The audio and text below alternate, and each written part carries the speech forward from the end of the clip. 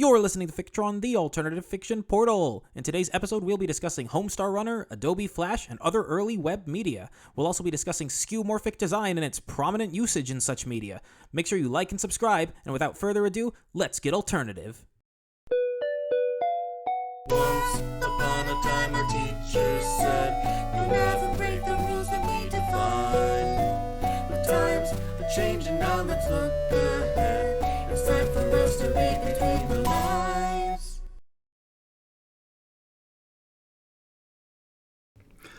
I don't want your wimpy mouse, I don't want your lame bunny, I want my armless white dude 'cause I think he's pretty funny. Keep away your spitting cat, keep away your stupid duck, give me my Homestar Runner 'cause it is on him I'm stuck. At the end of my hard day, Homestar takes the pain away. It could heal my broken heart just to watch this work of art. Homestar Runner, I don't know what I'd do without you.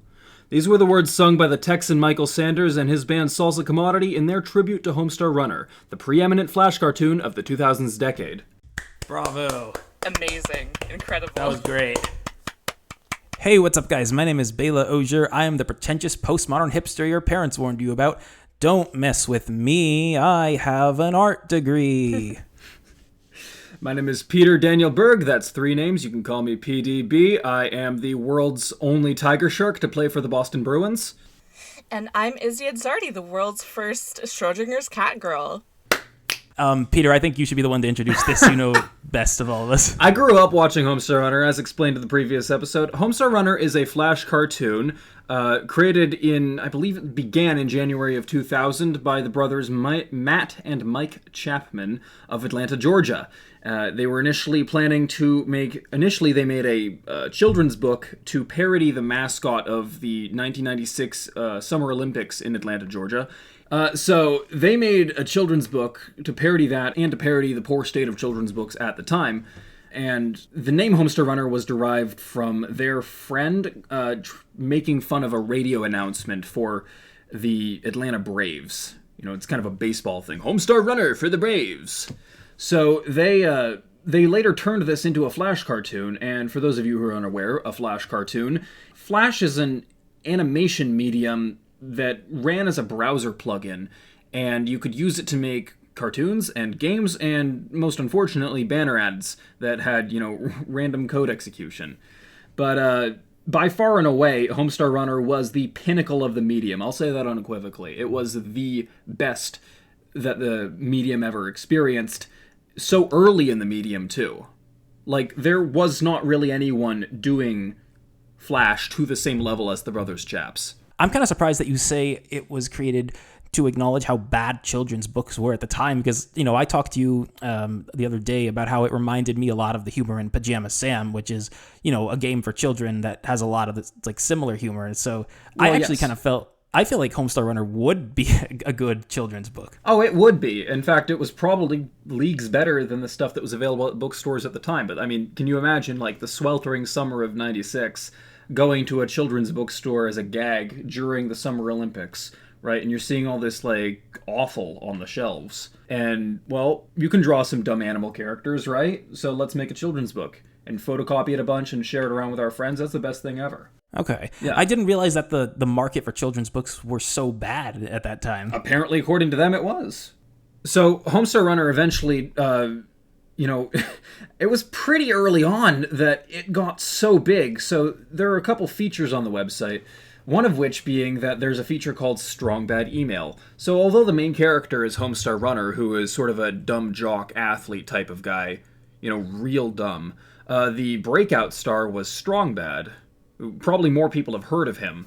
And Strong Bad's sort of like a Mexican wrestler with boxing gloves for hands, and he checks his email in a weekly segment that airs every Monday. And at peak, you could send in your emails. You could send in emails, and there was a chance he would answer one on the show, which was remarkably interactive. At its peak, it was something like 8,000 emails a week, which is honestly insane. That is insane. It is. It's really weird that could get that popular.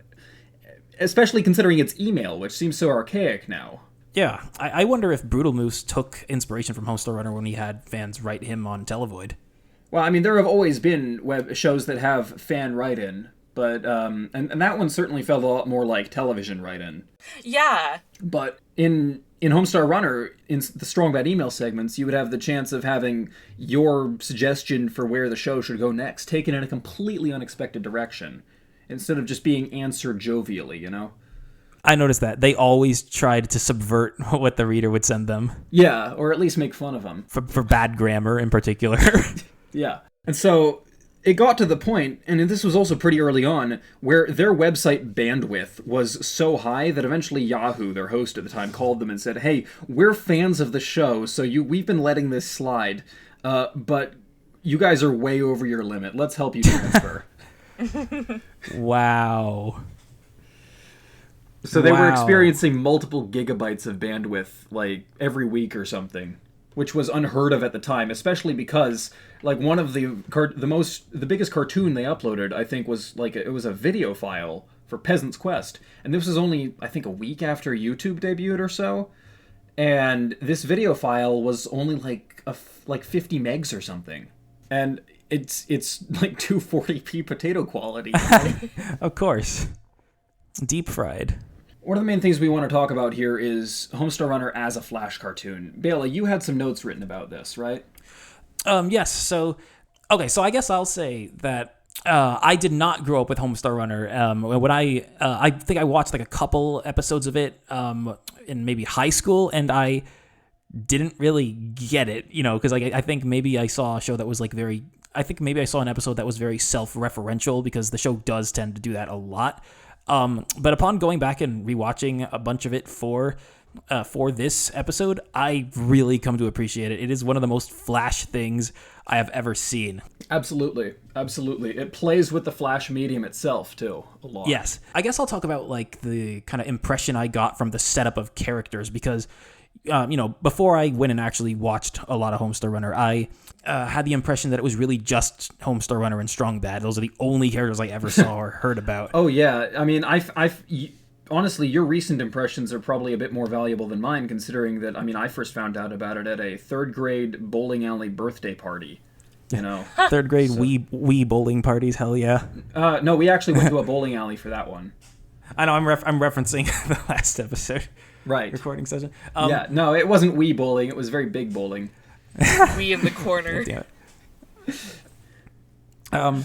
Okay, but so Homestar has got it's basically just a bunch of characters that as Peter, you told me the Brothers Chaps refers to them as dumb animal things, because they all have these very silly designs that don't really look that much like one thing or another. Yeah, they're vaguely animal-like, but some of them are like if a human costume was a real thing, and some of them are like if a food was a real thing. Yes, and then like they've all got kind of like very basic personalities. Like they're sort of reduced to like a couple of character traits each, but like the way they play off each other is funny. They grow over time too. Yeah, what it reminds me of, it reminds me a lot of Looney Tunes, in the way that like certain characters would serve to foils of each other, and you would have sort of these patterns emerge from episode to episode with like slightly different setups but similar kind of character dynamics. Like you always have Strong Bad trying to sabotage stuff with the help of the Cheat, who is this like little devilish yellow animal who he always basically cheese or an anvil or something. Yes, like an anvil shaped piece of cheese, pretty much. Yeah. And he always basically has the Cheat try to sabotage competitions that they do. Yes, and he makes noises like that. That's all he does. And then you have you've got like Marzipan, who is Homestar's like on and off girlfriend, who looks like a broom basically, and she's like a hippie, like vegan kind of character. And a funny moment I remember from an episode I particularly enjoyed is when Homestar was trying to, with the help of his friends, he was trying to capture this rare exotic bird as a present for her. Yes. But then they served like turkey at the party or something. So when she came, she thought that they had killed the bird. Oh, yeah. That was really funny. Yeah, and that was an early cartoon as well. Oh, yeah, no, I could tell. They went through several stylistic changes over the years, and that kind of normalized, I think, the idea that a Flash cartoon ought to update its art style every once in a while, which I do remember that Bonus Stage went through that as well. And Matt Wilson's Bonus Stage was another Flash cartoon, which was kind of like... So, at the time, in the early to mid-2000s, every animated web cartoon was trying to be Homestar Runner, and every static web comic was trying to be Penny Arcade. And Bonus Stage was an animated web cartoon that was trying to be Penny Arcade. So it's two gamer bros in an apartment. You know, and the one character who's the chick, whose personality is the chick. And then it went from there. And that cartoon, it was clearly trying to live up to Homestar Runner in a few ways, including the deleted episode that had cameos of the Homestar Runner characters. But they did go through several stylistic evolution phases as well, so that by the end of the series, the characters are a lot more developed than they were at the beginning. And they do some episodes and shorts and segments where they parody other like pre-existing stylistic approaches. Like they'll do Homestar Runner does, yes. Homestar Runner does. Homestar Runner does, where they'll like do a cartoon that looks old timey. I really liked the Kick the Can cartoon. That one was great. Oh yeah. Or they'll do like an anime parody. You know, they'll do stuff like that. Yeah, and they even did one where those two met. Yeah, Izzy, what did you think of Homestar Runner? Well, like you, I also didn't grow up with it, but I grew up with lots of friends that would reference it, and I just, like, became averse to it, let's say. I see. It was kind of a slog to get into, at least, like, currently, because I kind of really didn't understand the, I guess, appeal. It seemed very, like, sort of basic to me, but that is... how do I say this? Because I don't mean it in a bad way. No, yeah, okay. It is just, like, very, like, standard and of the time, like, 2006 media. Like, I feel like this is sort of, like, what encapsulates it the most. And then everything else is sort of derivative. That is sort of the way that is sort of the way I felt when I first tried to watch it, like way back when. It's purified mid-2000s. Yeah. Like, I didn't think it was bad or anything, but I just wasn't like super gung-ho over it either. It was like kind of like, oh, okay, this is a thing that exists. Cool. Yeah, it's like very like a blast from the past sort of thing. And I think now, like now that I'm older and like understand sort of the sort of subtlety of its humor a bit better, I kind of appreciate the simplicity of it actually, like at this point. Yeah, absolutely. And that's where I was also going with it too. It like takes a little bit to get into, but like once you start like getting into the flow of the episodes, like I really started to enjoy it, especially with the Strong Bad Email segments. Like, they're just so short and sweet, and, like the jokes are, like, funny. So, like, they get there, and then you can just, like, keep going, especially if it's in, like, a playlist like they have on their YouTube channel. Like, it's like chips. It's like the Pringles of, like, animation. Oh, absolutely. Yeah. It is like Pringles. That is a great analogy. I love that. Absolutely. I think my favorite joke insofar that I've seen is on a Strong Bad Email segment where he basically humors a fan's like thought, like, what if you turned invisible? What would you do? And so he's like, so there's this point where he's like, I forget why, but he's got these like packaged junk food, like Twinkie type things that he's carrying around, and he runs into Homestar, and of course, because Homestar is like his arch nemesis, he hates him, so he like punches Homestar, but Homestar just sees like a floating thing of snack cakes, and then he gets hurt, and he just says, "Man, those things are bad for you." It's just like silly, stupid humor like that. It's so good. Yeah, there's something archaically wholesome about it, you know? The same as, like, that sci-fi story I linked you to earlier, Bela. Yes, Final Encounter. Pulp sci-fi. Yeah, Final Encounter by Harry Harrison is what I linked you to from 1964. It's remarkably, like, you go back into that stuff, and it's, like, it's weirdly clean. Yeah, like pulp sci-fi, you know, in the same kind of sense. There's something, like, it's very different from Homestar Runner, don't get us wrong. But in terms of, like, just sort of having this, like, you know, I guess Kingdom Hearts, simple and clean, but I'm not going to sing it because I don't want to get copyright struck today. So fresh, so clean. But, you know. Just rap it. In that sense, it's kind of, like, got a similar charm. That's kind of like how a lot of Flash stuff was in general, especially in those like nascent days of Flash. Yeah. Like there was a lot of just silliness and okay, I lost my train of thought, but someone else talk. I think it was really good at like strangely like predicting memes. Like, Oh, yeah. not only did it like just like encompass like obviously like today is Labor Day. Like that Yes. is like it spawned itself like its own memes, but like with the character of Strong Bad, it kind of predicted like the 3 weed smoking GFs like copy pasta that gets passed around. Like What? hold up. What is this? Well, I was only just thinking about how, even though despite it's relatively clean, like it's obviously a departure from what could be on TV at the time, because being, you know, an independent animation, they don't really have the same broadcast oversight. So the characters, they can say crap and they can Yes. talk about, you know, they can smoke and drink, you know? Yes. You know, I know I was going to bring this up eventually, but I think that, like, that is one of the sort of appeals that, like, everyone was just so gung-ho with the early internet, is that the early internet, I think there was something really cathartic about that. Like, you know, for Yeah. better or for worse, it was just like you could just go, F you, I am going to make whatever I want to make. You can't tell me what to do and what not to do. F you. Exactly. It's very stick it to the man type attitude, because it's such a free and open space. Yeah, it's And very, I like, feel like liberating. the more people, I feel like, I don't know how I feel about like Squarespace and Wix advertisement type segments, but I feel like there's definitely people noticing these days that being on social media does not offer you the same sense of freedom over your own content as hosting your own website does. Oh, absolutely. I've definitely noticed people noticing that. There was one instance I remember where, what is this meme, Izzy? What is this meme? Okay, so My 3 girlfriends, and yes, they smoke What weed. is this? okay, so My 3 girlfriends, and yes, they smoke weed. My 3 girlfriends, and yes, they smoke weed. You mean she isn't just smoking a cigarette, but a weed cigarette? To which the jury responded with, it's called a bunt, not weed cigarette. And yes, it is a weed bunt. They all smoke weed bunts before we kiss. Parentheses, they are my girlfriends.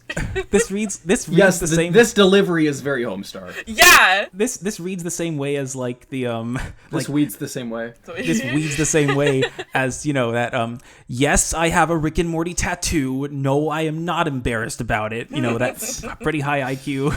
Yes. Copy pasta, it reads like that. Just this like unwarranted confidence. Oh, yes.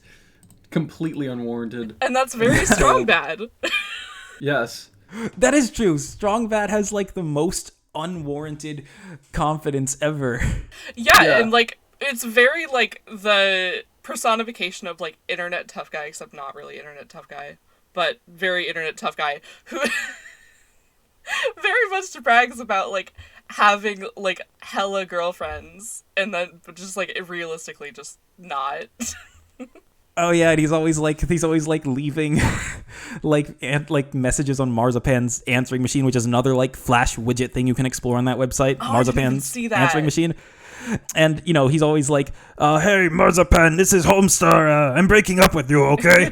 This is definitely Homestar. This is not Strong Bad. Stuff like that. Or he's, like, trying to get with her. Pranking, yeah. God, my favorite bit from Marzipan's answering machine was when... Because, like, when I was a kid, I didn't understand how texting worked either. So, Homestar tries to text Marzipan a grocery list by saying the letters one at a time through the phone. So it's just like a long slew of letters. Milkkegggs. It was something like that.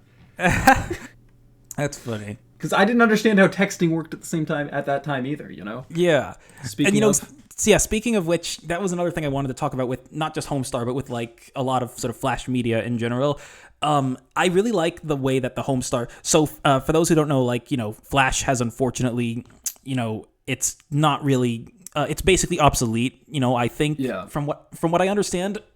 The format can no longer be natively accessed, so plugin support for Flash Player itself is completely disabled because apparently some arbitrary code execution bugs are enough justification to completely get rid of it, which is dumb and bad. I personally disagreed with that strongly, but apparently arbitrary code execution can't be patched or something. All I know is that people kept saying that it was for security reasons, and I'm like, Yeah. you can't have people hack into your computer from software that's only installed on your machine. That doesn't make sense. Well, the thing is that it's what they called it is arbitrary code execution, an ACE type of thing.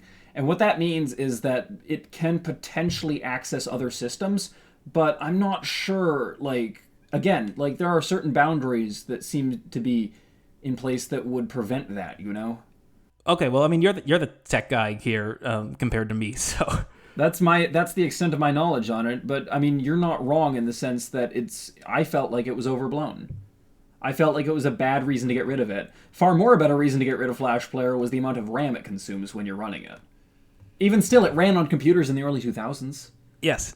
But anyway, so unfortunately, Flash is basically obsolete, but there are, fortunately, efforts to archive it, and we're going to talk more about those later, but the one that HomestarRunner.com uses is a fairly popular one called Ruffle, which is basically like it emulates Flash files like to work on the internet.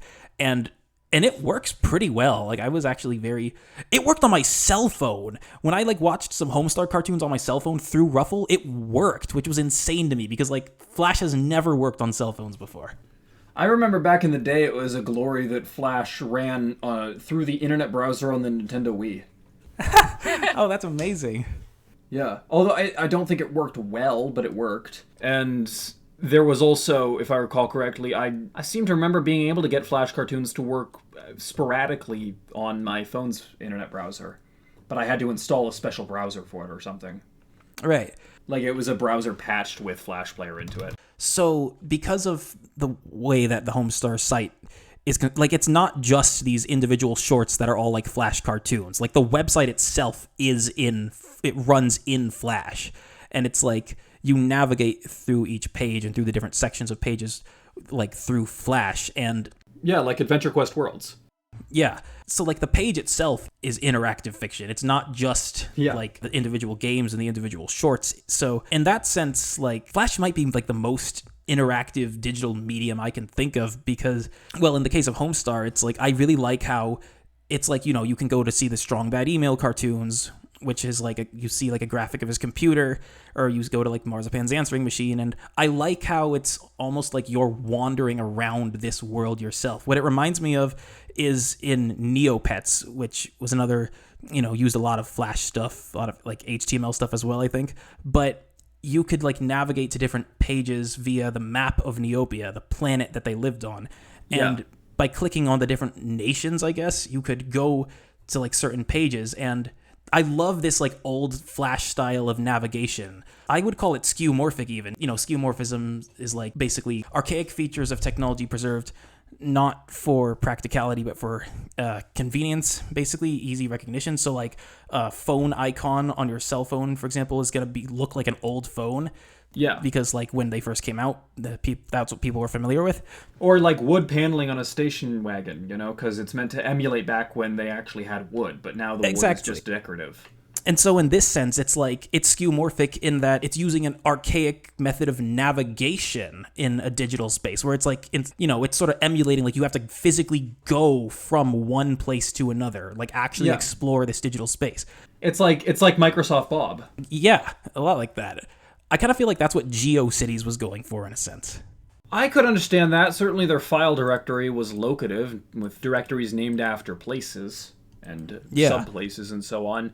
But, like, I mean, Microsoft Bob, back in, like, what was it, 1995? This was a user-friendly upgrade for Windows 3.1 that designed the interface like a house, and it was a failure. I remember that. That's also where Comic Sans came from. Yeah, I thought Comic Sans was based on the Batman typeface. But yeah, and, you know, one other thing I loved that I remember about Neopets is that, you know, like pages would like update frequently, and like if they hosted like Flash games or Flash media, they might archive or delete it. But on Neopets, the old games, like if they replaced them or they just like weren't, you know, if they were just outdated, not like modern enough anymore, I guess, which is, you know, how unmodern can you be when Flash has only been around for so long? But regardless, they had this page called the Game Graveyard, where each game had like a themed tombstone around it, and it was like, this is where bad games go to die, and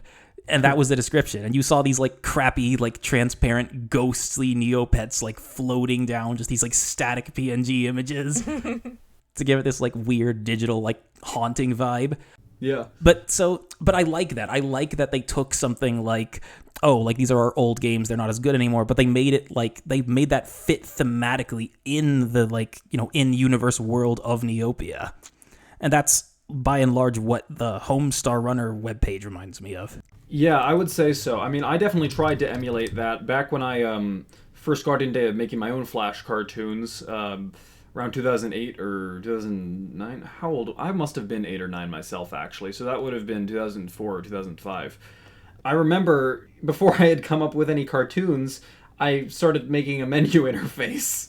And so I made it locative skeuomorphic by saying, here's like a field, and if you fall into this hole here, then that's a subsection of the website, Or it's like you go over this hill and that's another section. And there was an MMO called World.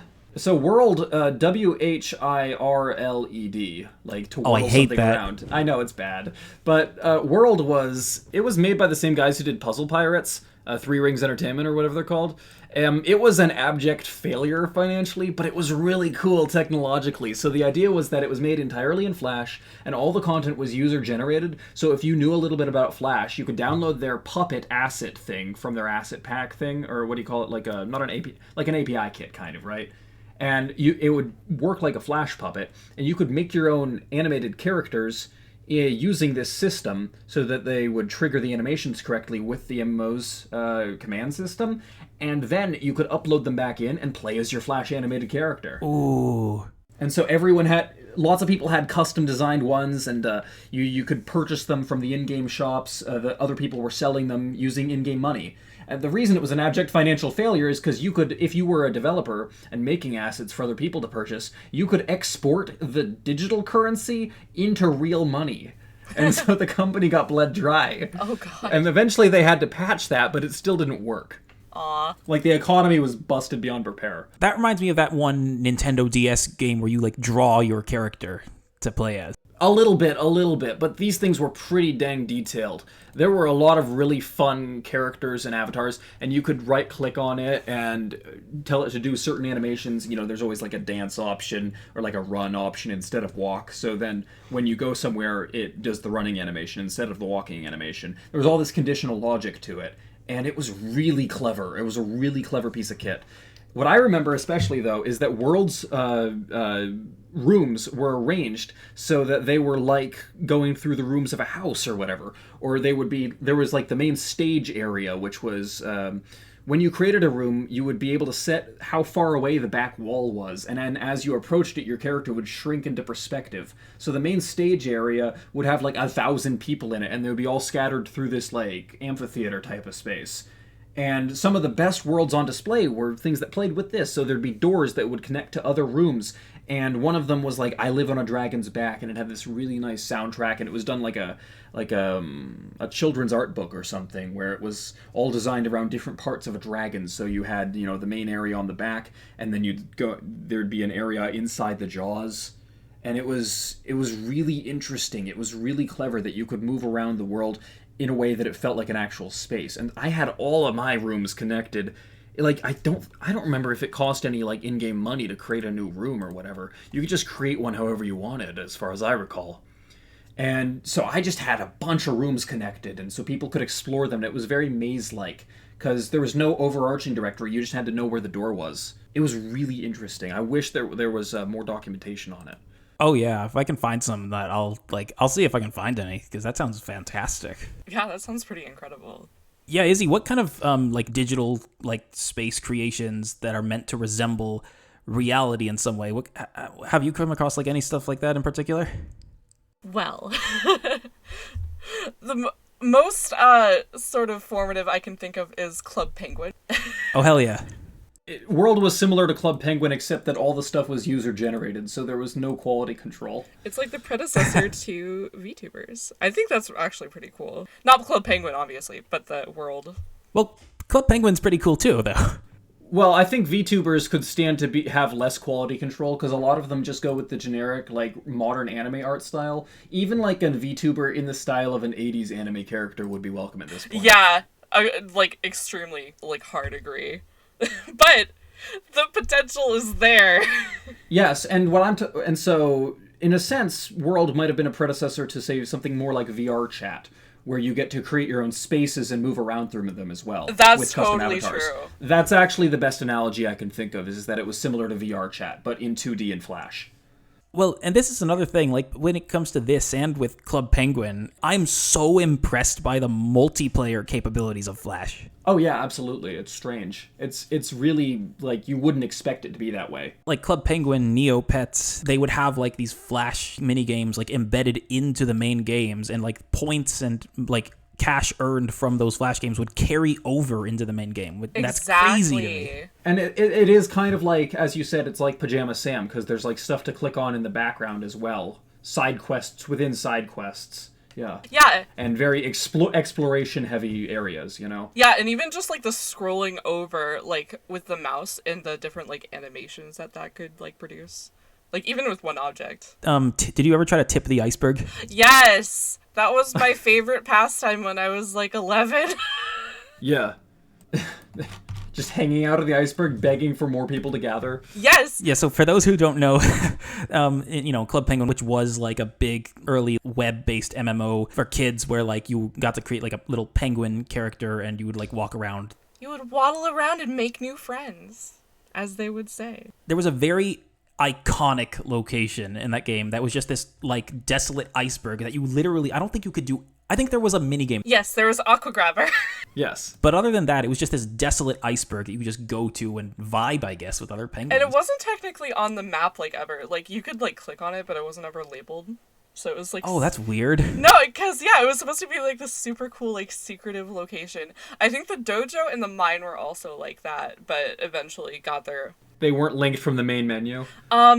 Like, you could click on them, but they weren't, like, explicitly labeled, so... Oh, yeah, they're, like, hidden locations. Yeah. Like, in Homestar Runner, back at least when it ran in Flash native and not Ruffle, you could hold down Tab during the cartoon, and it would put a yellow highlight box around the Easter eggs. And that was a thing that Flash would do. There were pages like that in Neopets as well, where like there were hidden areas you could not access from the world map that you had to like really explore. Like you might have to go through like 5 or 6 different HTML pages of like different areas to like get to these very specific spots. Oh yeah, no, it took like 10 clicks to get from the giant jelly to another minigame, you know? Yes. Or whatever, the giant omelet, that's what it was. I made in MS Paint, I made a background wallpaper, 1024 by 768, and I put in my dailies on that, and then I made icons in Windows XP that had X's and check marks on them that were just empty folders, so I could move them over the checkboxes on the dailies on my desktop. And that was my way of keeping track of how well I was doing in Neopets. Oh yeah. I remember farming the fishing mini game in Club Penguin a lot. I liked that one a lot. That was the best, personally. Oh yeah. I think it had the best coin return. Oh, for sure.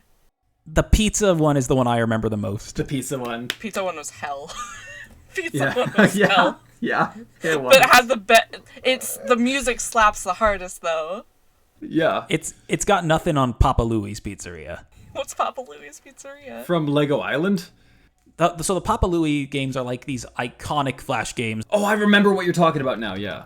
Yeah, so for those who are not familiar with Flash too much, there's so many different genres and types of Flash games and Flash media. It's like, I mean, you know, it's just like painting a picture. It's like you can paint it in any number of different ways with any number of types of paints, colors, or materials. It's the same with Flash. Like there's so many different forms and like kind of end resulting like outputs that it can take. Oh yeah, and it's really good for character creation too, because of the way that it structures objects.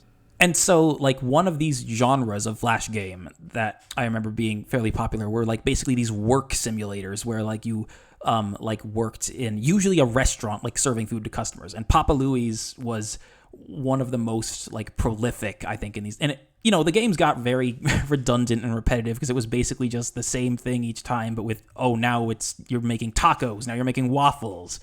Yeah. But... like, you know, it's still like they're all still playable and they're all still like, you know, charming in their own right. But yeah, so like the Papa Louie's Pizzeria game is better than the Club Penguin Pizza mini game. I'd agree. I got, if I had played Papa Louie back in the day, I suppose I would agree. I'm still standing by Club Penguin. Yeah. I mean, yeah, I got a lot of fond memories of Club Penguin. You know what? No argument here. But, I mean, Neopets and Homestar Runner did these in a very similar way to, and Club Penguin, of course, did this in a very similar way, but not quite to the extreme that Adventure Quest Worlds did. Did either of you ever play Adventure Quest Worlds? No. I'm not familiar with it at all. I know that it's advertised in the sidebar on Cookie Clicker. Oh, really? Okay. Nice. I guess, yeah, they are relying on advertising, which is, it's interesting that Homestar Runner didn't have any advertising ever. It was entirely free. But Adventure Quest Worlds ran in Flash, and the one problem that gave it was that there were no save states, as far as I recall. Or it was like, you would lose your progress if you left for too long, or something. But it did have this very similar style, like having to navigate through a horrid labyrinth of one page after another to get somewhere. Like, there was no overarching map, as far as I recall. Ooh. It had the same sort of, like, problem of the era, or interesting design decision of the era, where every time they upgraded the game or updated the game with a new expansion or whatever, the new map would be done in a completely different style than the previous one. Oh, that's awful. Yeah, so you'd have, like, like, now it's all, like, edgy black lines and neon lights, and now it's, like a treasure map. Oh, I thought you meant that, like, the pathways themselves were different, though. No, it's more like there's no design consistency in the aesthetics. Right. And it's like you said before, like, some change in design over time when Flash cartoons, like the way Homestar did, is fine, but not that abrupt. Yeah, this is more like how the intro sequence to Supernatural changes every season, right? But bad, like, as in they're using, like, multimedia. Like, imagine if they did it with finger paints for one season. I think that'd be sick, personally. Well, okay. It's hard to describe because I barely played it myself, but I know enough about it tangentially to say that it does have this similar sort of labyrinthine navigation that is very characteristic of Flash MMOs of the time. Where in the pursuit of making it skeuomorphic, they end up making it hard to navigate, like the real world is. Yes. I love that, though. Yeah. I mean, it's awful, but I love it, yes. It definitely makes it more immersive. Yeah, it's kind of like how, like, modern gamers don't seem to be able to survive without a minimap and waypoints, right?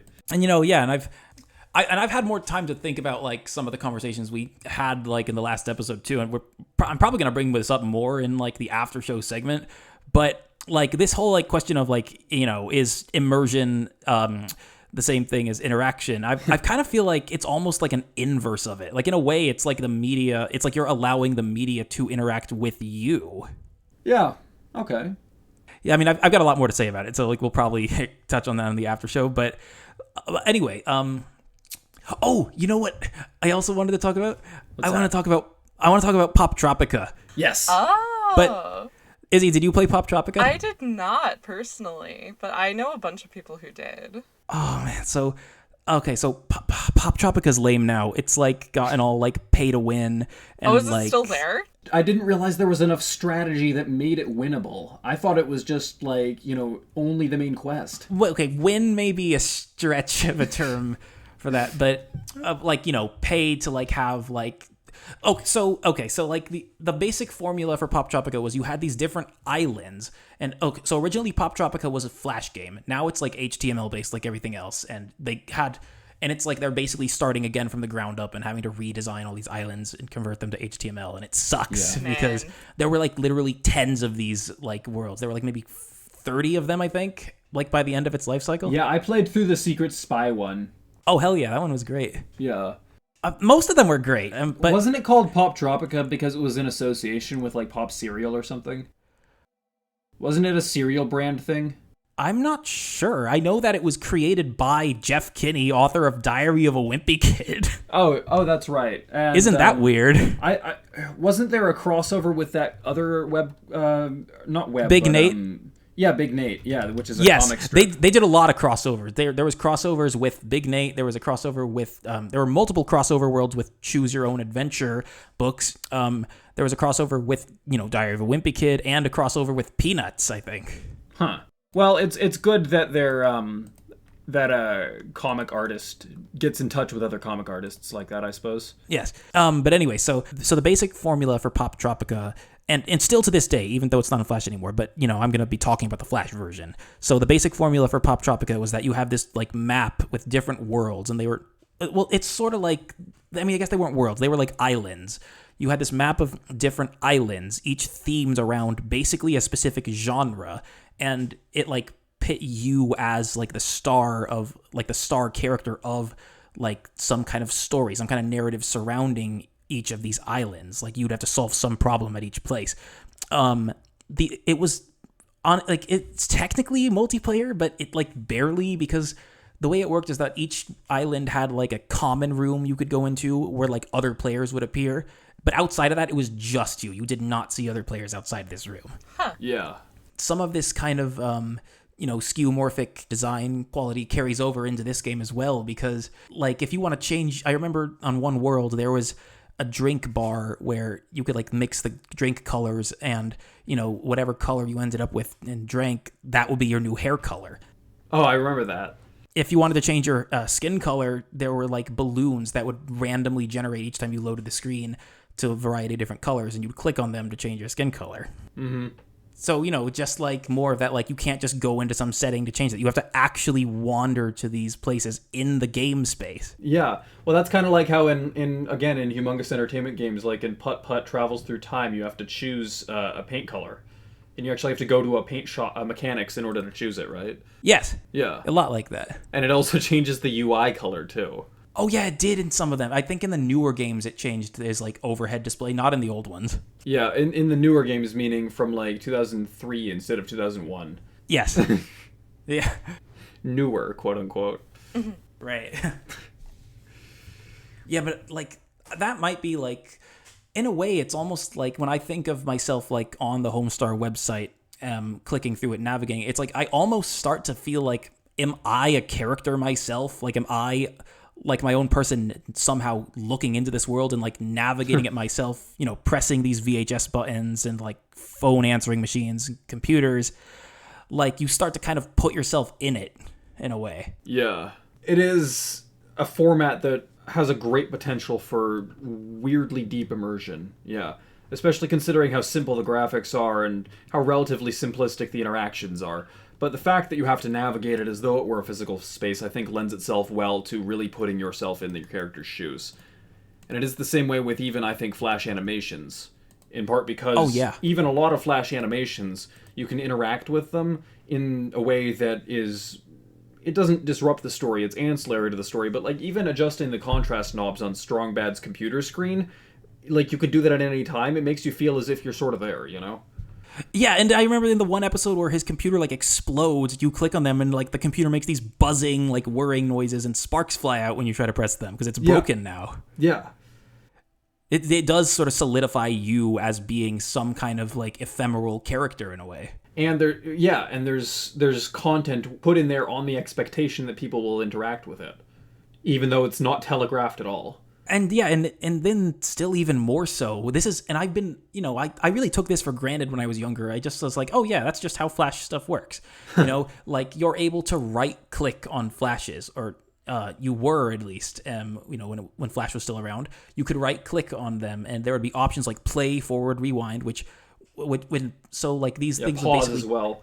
Yeah, pause, zoom, so you could basically zoom into the cartoon itself or pause it, and it would like loop on a specific like animation segment, like it would be like a specific lip sync or a specific like running like asset that would just repeat, until you clicked play again. Yeah, so having some experience with making Flash animations, the reason that is that there were several different kinds of objects in Flash, and some of them were designed to have...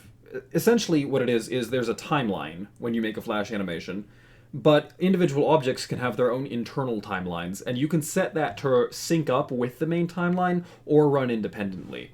Izzy, have you done any, because like you're like a very fantastic digital artist, so I imagine you must have done like some animation, right?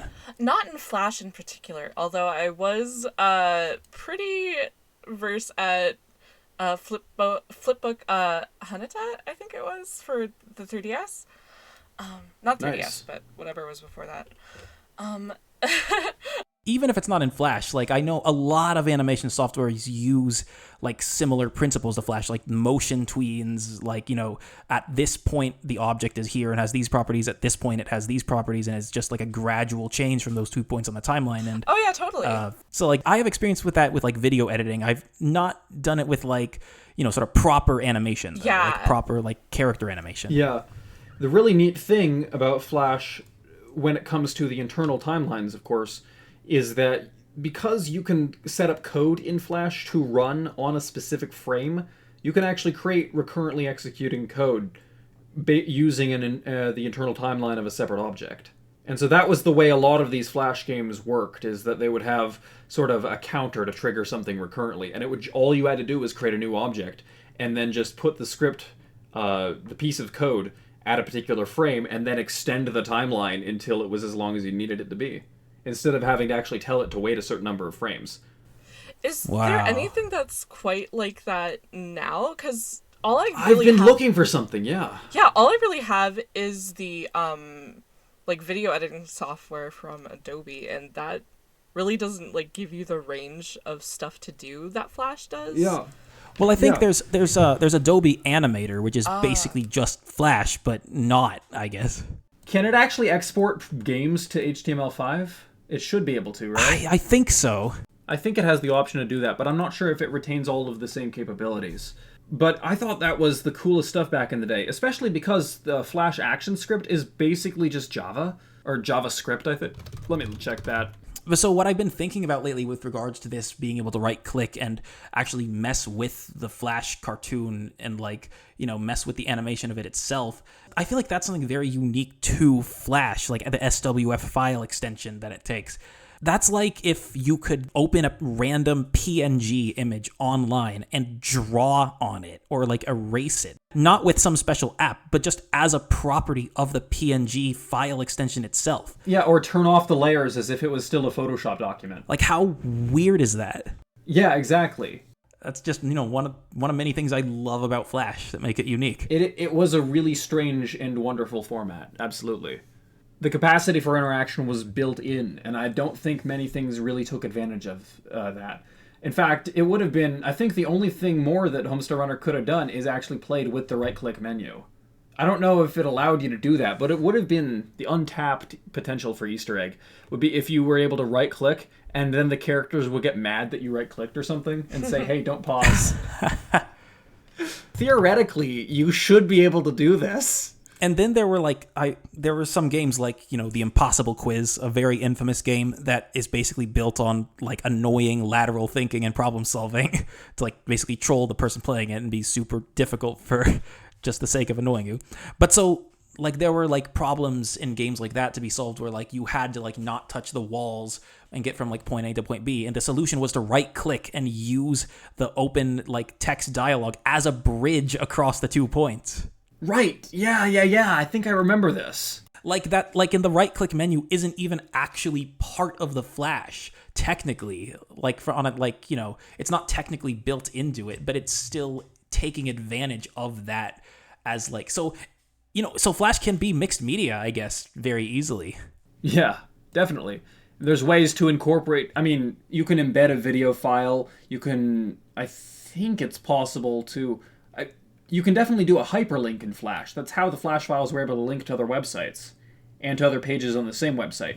You can do a hyperlink in Flash, which was, first of all, kind of weird in itself, right? Again, like with your example of drawing on a PNG just by opening it in your browser, imagine if you opened an image and it was just a PNG, but it contained a hyperlink. Like it worked like an image map, so you could just click on one part of it and it takes you to another PNG file. It's weird. I was just thinking about like Club Penguin and the ways that like they would do that. Mostly just in like the smaller Easter eggs that I could even like really compare that to. Like the clothing catalogs that had like the still images that you could click on like one specific part of it and then it would just like open this secret little item thing that you could buy. I was also thinking a lot about those point and click games that Bela was showing me a few weeks back. Are you talking about the clickamajigs? Yes, the clickamajigs. So in addition to Flash movies and like interactive games, there have also been a number of like media that you can't really colloquially call them games. Like, I mean, I guess you could technically call them games by virtue of they're interactive, but like they're not really, they can't be one. They're just sort of, there were all these weird widgets and web toys that were just like stuff to just mess with online, like time wasters, basically. Yeah, like the beat up your computer simulator. Yes, Yeah. like that. I remember that one. I remember, God, and when I was a kid, I didn't notice how badly it posterized the image that you took the screen cap of. Yeah. And it's like so obvious now. Yeah. So like Clickamajigs were a web toy or a series of web toy games specific to the Nickelodeon website. And, you know, true to their name, it was basically just you clicked and stuff happened. Like in one game where you were like getting candy from a Halloween pumpkin, you would click on the pumpkin and the kid character would just continuously pull out items that were not candy, and they would be like these ridiculous, like he would pull out a baby, like as if he had like delivered birth from the pumpkin. And then God. What kills me is he just tosses the child after it's not candy. He's just like, oh, this isn't candy, go away. Yeet. Same. Or like he pulls out like a monster's head, or he'll pull out like a roast turkey, or another favorite, he pulls out a picture of Richard Nixon for some reason. Yeah. Yeah, there were a ton of those. Oh yeah, I was so into those when I was a kid. I remember like I tried to make it my mission to play every single one when I was a kid. I mean, you'd always start with 40 winks because it was at the top of the list because it started with a number. Oh yeah, that's another thing. Some of them were not very good. Yeah. 40 Winks being one of them. Yeah, it wasn't very good. Yeah, well, it's hit or miss, but that's kind of the beauty of the early internet. No quality control means you get more creativity. And then there was this one I remember where you didn't click. You pressed the space bar. And it was like a jump rope game, and you pressed spacebar. What the hell? Yeah, why is there no clicking in a Clickamajig? It's not a space-a-majig. Just assign it the clicking property. It's not hard. But yeah, so the Clickamajigs were very iconic. Not all of them were Flash either. Some of them were Shockwave, which was another like early interactive web medium that did not live nearly as long. Was it not a predecessor to Flash? It was. It was. Yeah. It did not live nearly as long, but it had a lot of very iconic content to be enjoyed nonetheless.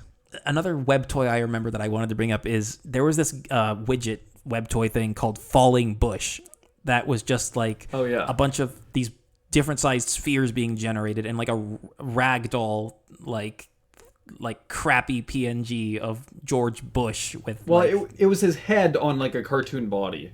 Yes. It was like a business suit. And, I mean, in theory, you could replace that with any head, really. Sure. Yeah, it was a ragdoll. You just tossed it around and watched it, like, fall through these circles. And, you know, it's like, George Bush was, like, probably the first president to really get memed, like, hardcore memed. You're not wrong. You're not wrong. I feel like he was probably the first president to be incorporated so heavily into like interactive media, because like there's been political satire forever. People have always made fun of like presidents, world leaders, whatever. Yeah, kings and emperors and so on. Yeah, it's always been like in print media, like or in movies. As long as you're allowed to make fun of them. Yeah. Yeah, this is the first. Bush might be the first president to have appeared being mocked in interactive media. I would have to imagine that there's predecessors in video games that weren't Flash. Yeah, maybe Bill Clinton in like a 16-bit like election themed game. That's possible. Maybe, or even just. I mean, really, who knows? There's got to be a predecessor, but I won't deny that there's certainly the scale factor that. The coincidence of Bush's first term and the rise of Flash definitely had a lot of productivity to it, like the old Saddam and Bush cartoons.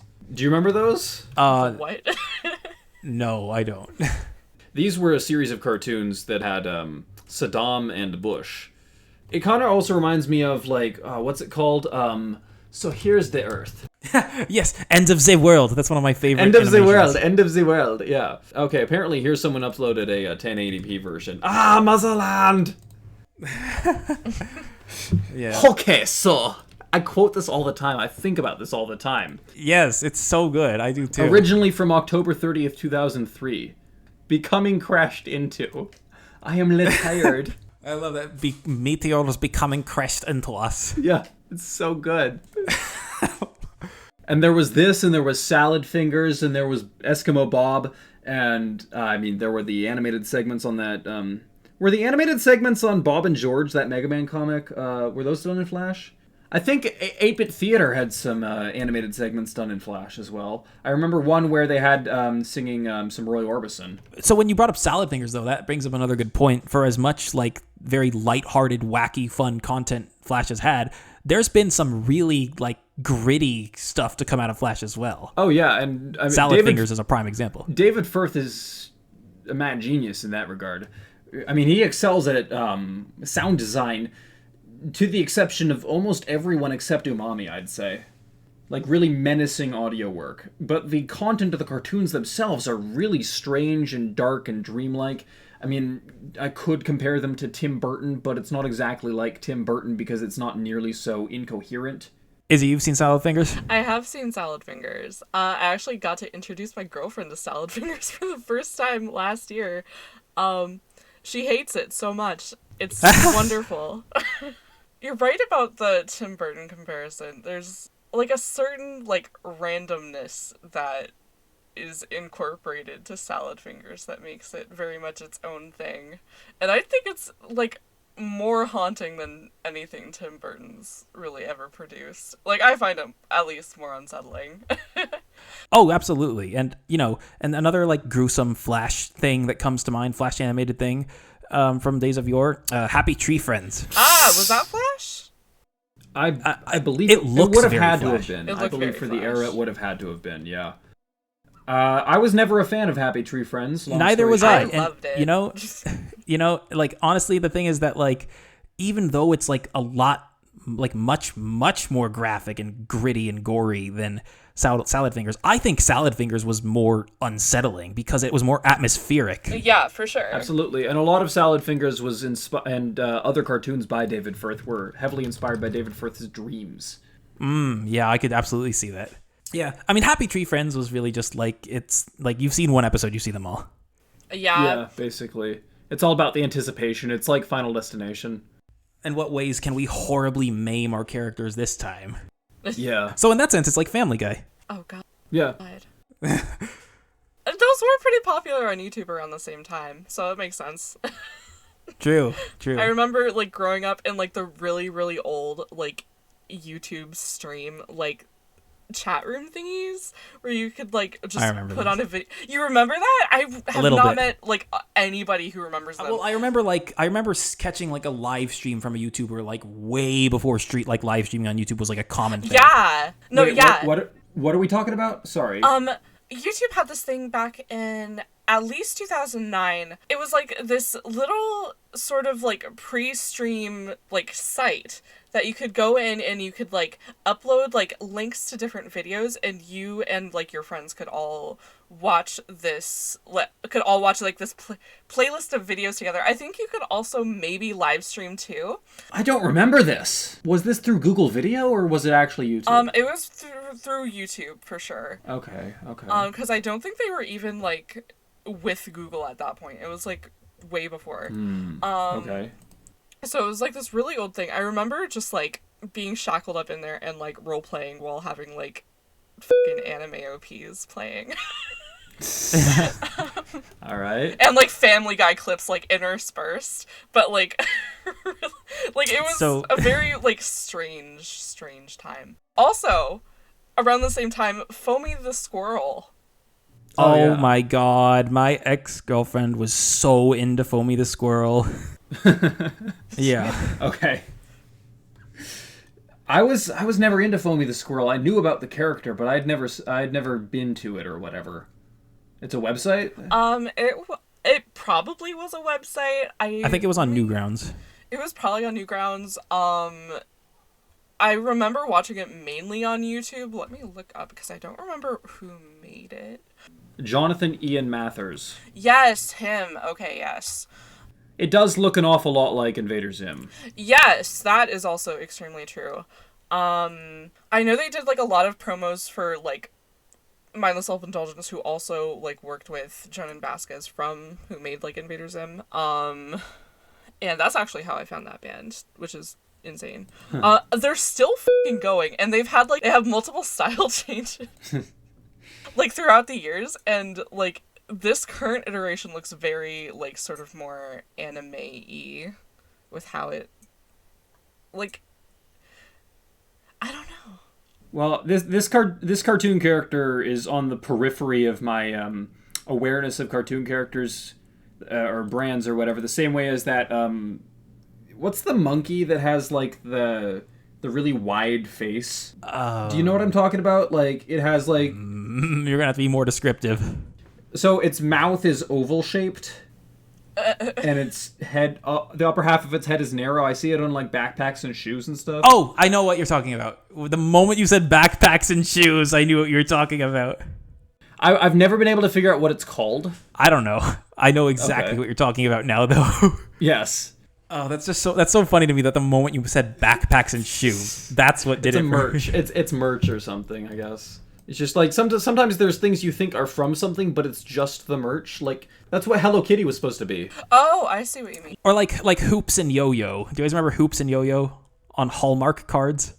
I don't remember this. Oh yeah, those. They were these Hallmark card characters it was like a green rabbit, pink cat. Yes, I remember these, and there were like animated versions where you'd go to the website and it would talk in these squeaky voices. Yeah, and the cards like talked to usually. I remember. I'm surprised you remembered the names of these. They're very forgettable. Yes, well, I used to have like one of those like button things, like a Staples Easy button, but it was Hoops and Yo-Yo. That was easy. Like, and it's a button that said "Don't push," and if you pushed it, it was like them freaking out about you pushing the button. The history eraser button. It was stupid as hell. Yeah. Izzy, this backpack you just linked is exactly what I'm talking about. What is this called? I'm trying to find it. This is. Did you just search monkey backpack? Yeah, I literally said just monkey on backpacks and shoes. I think it's Paul Frank Julius backpack, but that sounds like what it would be. It sounds like someone with a 3-barrel name. It certainly does. I don't know if that's like because I just found this on like Amazon, so I don't know if it's like a legitimate source, but it could very well be. Oh yeah, Izzy, I once saw someone with a handbag on the subway that was just a bunch of random ass like web logos, like I love eBay, Neopets, Skype. Didn't you send me a photo of that? Yes, I did. I sent it to you like the day I saw it. I was like, "What the hell is this?" Oh no. I love seeing weird bootleg stuff like that. That reminds me of like the Getty Images purse I saw this one comedian wear to like a red carpet event thing, which I will also post. Yeah, it was just like someone with like a Getty, like just the Getty Images logo on their handbag. Oh no. Emily Heller. Yeah. That's so bad. I think it's the best. I love it. It's very meta for when you're getting your photo taken a lot. Yes. Exactly. God. It reminds me, there was an instance from like back when Skrillex was a thing. Back when Skrillex was at the peak of his popularity, the very height of his popularity. He apparently finds photos of himself by searching for his name after an event.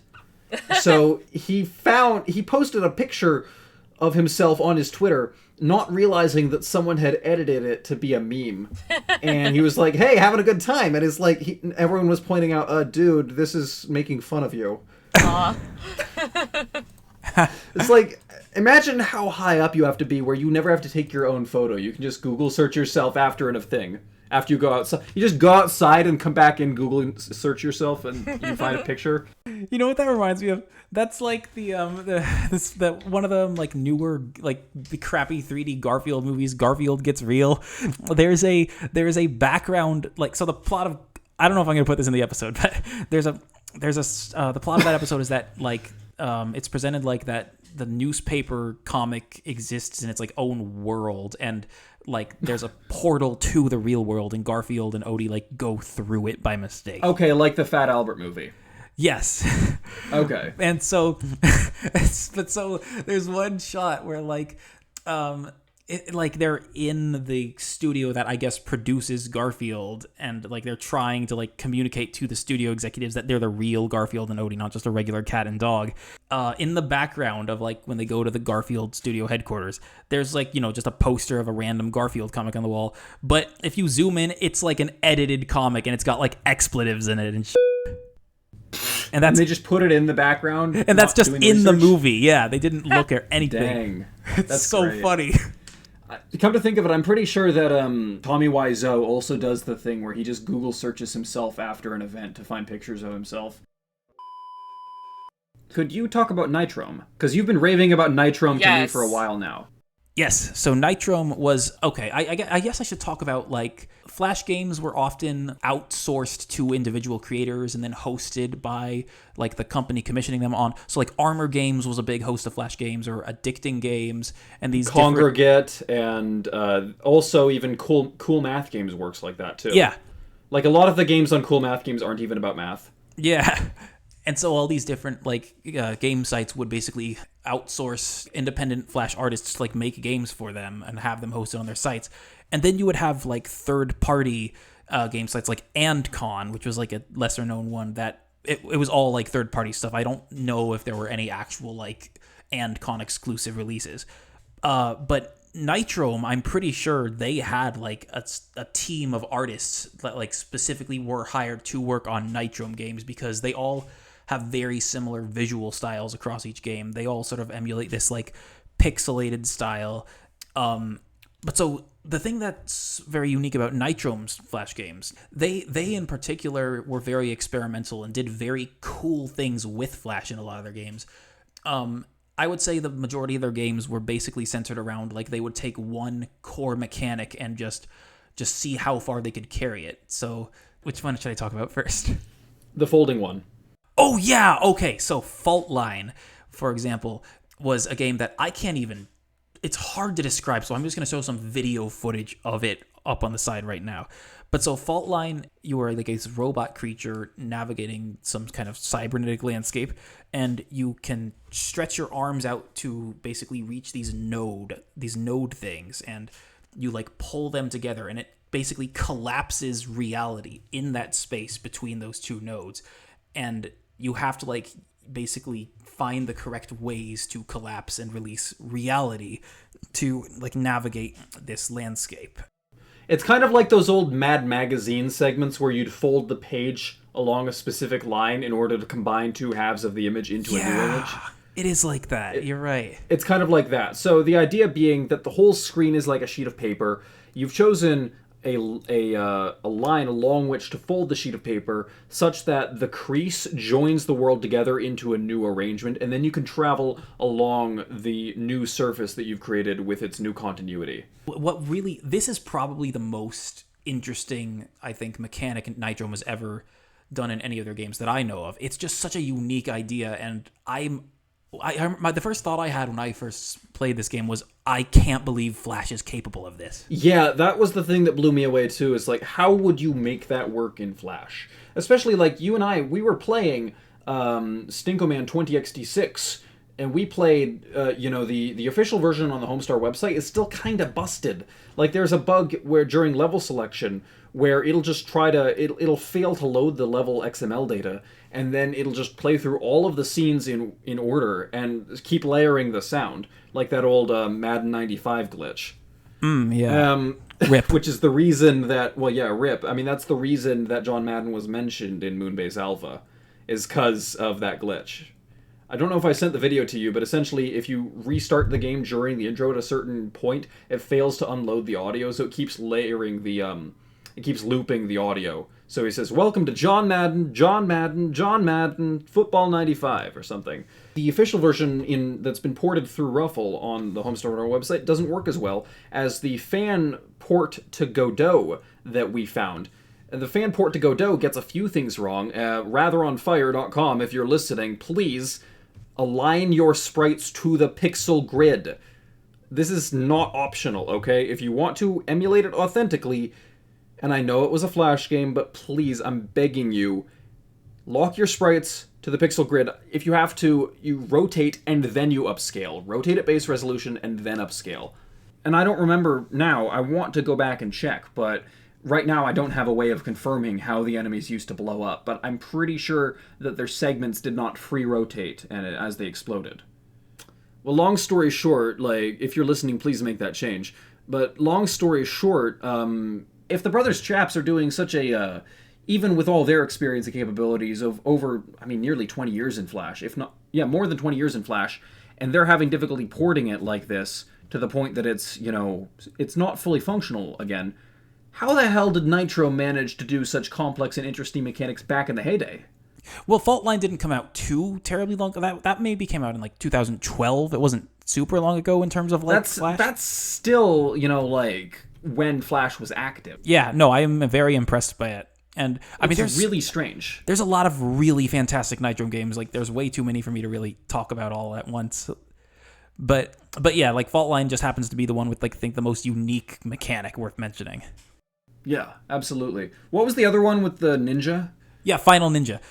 Final Ninja is probably their most, like, iconic and atmospheric, or actually, no, Ditto is probably more atmospheric. Final Ninja, though, is probably their, like, most iconic game. I think that's probably the one that most people will recognize. I'll put a little footage of it here. It's like you are a ninja, and you have, like, you can throw ninja stars, and you can click and hold to, like, use your ninja star, basically like Spider-Man's, like, web to, like, latch on to walls and ceilings to, like, swing across.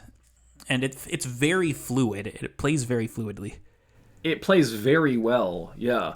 I mean, certainly there are a lot of Flash games of the same period on Newgrounds that were not nearly as smooth and competent in execution. Like, I mean, even some of the best ones, like, Ed McMillan of Super Meat Boy fame got his start on Newgrounds, and as I showed you guys, we're gonna have to censor the title of the game I'm about to mention. Time was, I think, his best work on Newgrounds. It was really interesting, and I loved the jumping animation, and I loved the fact that you could make your own levels for it. It had an interesting story, it had interesting interplay of mechanics. I liked Telefrag as a mechanic, that was really cool, where you would travel between the two worlds, and a lot of Flash games at the time had those two-world type of mechanics, of course. Like there was, Gregory Wire's Baby's Dream of Dead Worlds, and you can see that in Ibn Ob as well, and you can see that in that, what was that Shadowcat game you played? Yeah, Ditto. You can see that same thing in Ditto as well, where you have a world where the gravity is reflected along the center line, where you are interacting with your own shadow.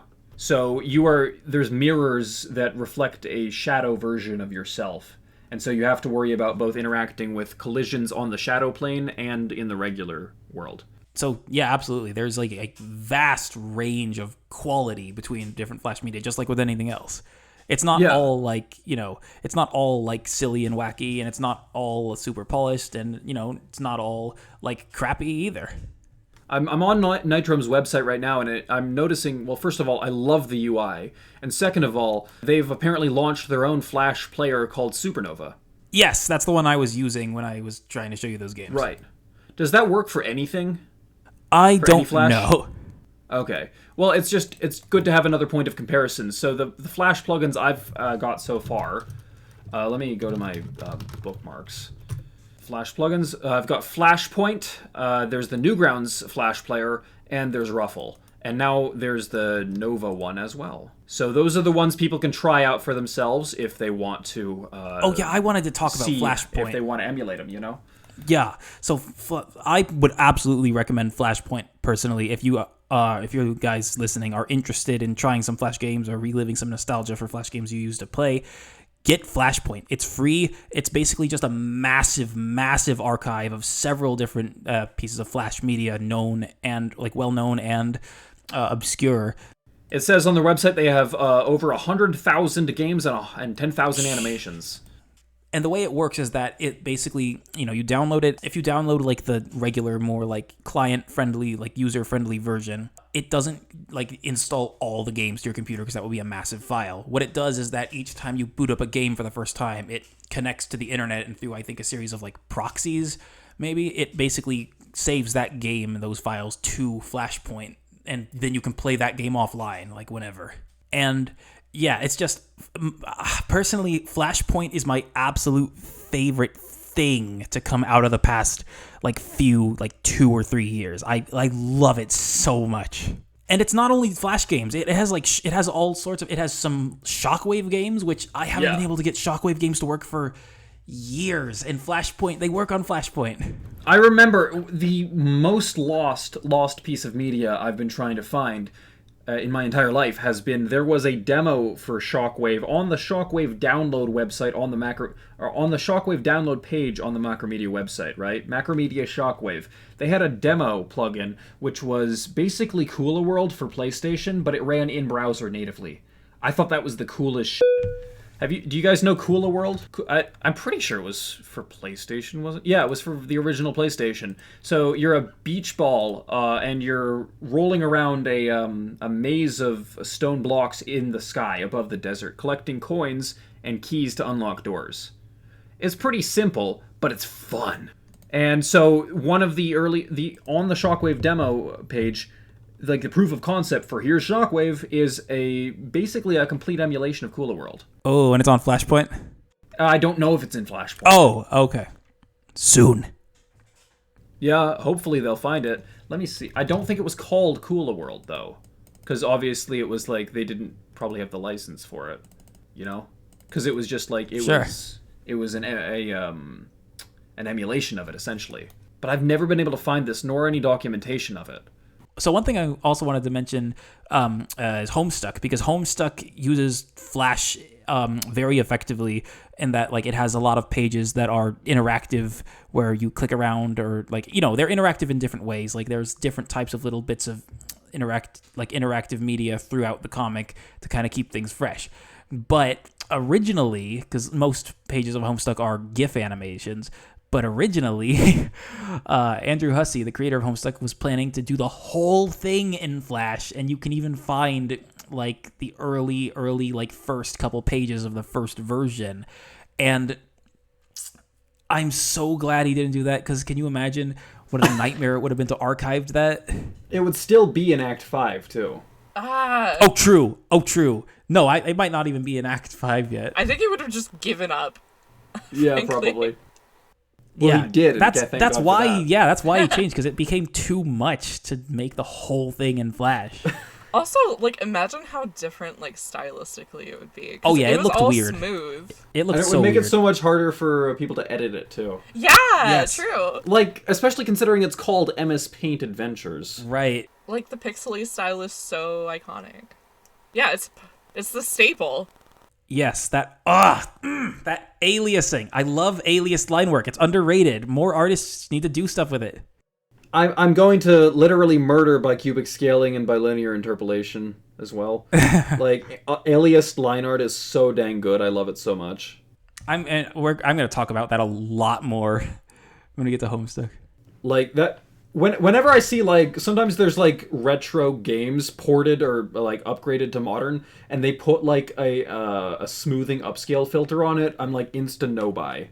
No, you don't get my money if you did that to the beautiful sprite art. So I guess the last thing I want to say though is that you mentioned with the banner ads, Flash banner ads, like that were interactable themselves, and there were a lot of like Flash games that were basically advertising, and it's weird to play them now. Then like some of them are genuinely fun. I found a really fun isometric like haunted house game themed around Kmart, where you like choose a costume and it like shows advertisements for that costume that you could get at Kmart.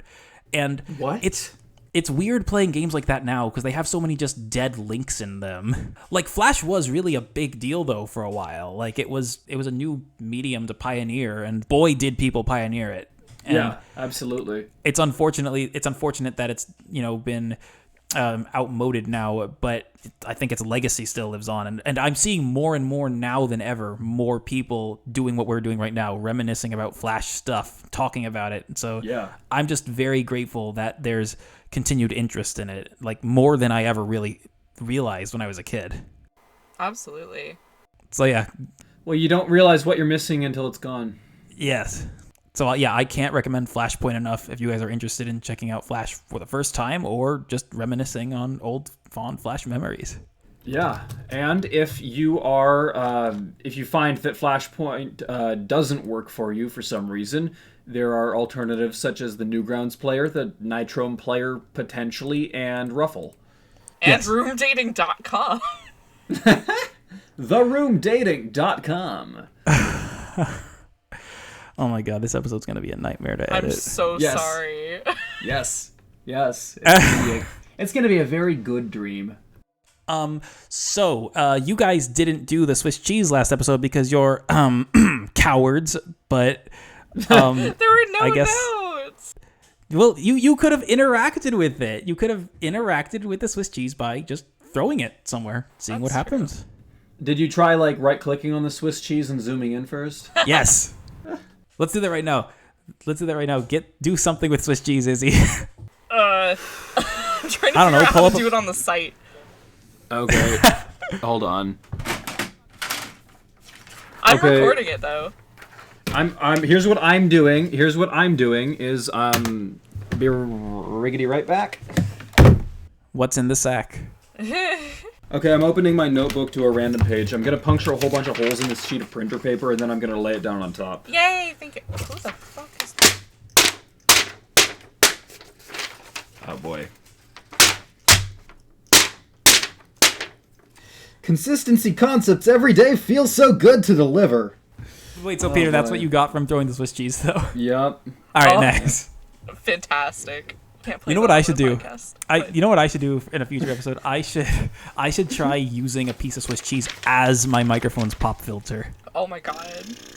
All right. That would not end well. It would be like if I got it on one of the if I got like a hole of the Swiss cheese on one side of it, it would like be only in the right ear or something. Oh god. That's awful. Yeah, that would not work. Thank you everyone for joining us in this episode of Fictron. I had a great time. You, Eater, I almost said Pizzy and Eater. Jesus. Izzy, Peter, I had a great time talking with you guys about Flash and other like older web media. It was awesome. Likewise, Absolutely. thank y'all for your wonderful opinions. All right. I'm gonna keep watching Homestar Runner because I'm enjoying I'm it. gonna keep Nice. exploring this weird ass website. Holy shit. Izzy, I hope you check out some more Homestar Runner too. Absolutely. I will check out most of the stuff that y'all have said because I'm not actually that versed in Flash, so this will be a wonderful exploration. Awesome. All All right, see you guys. Yay! right. Have a See good ya. night, y'all.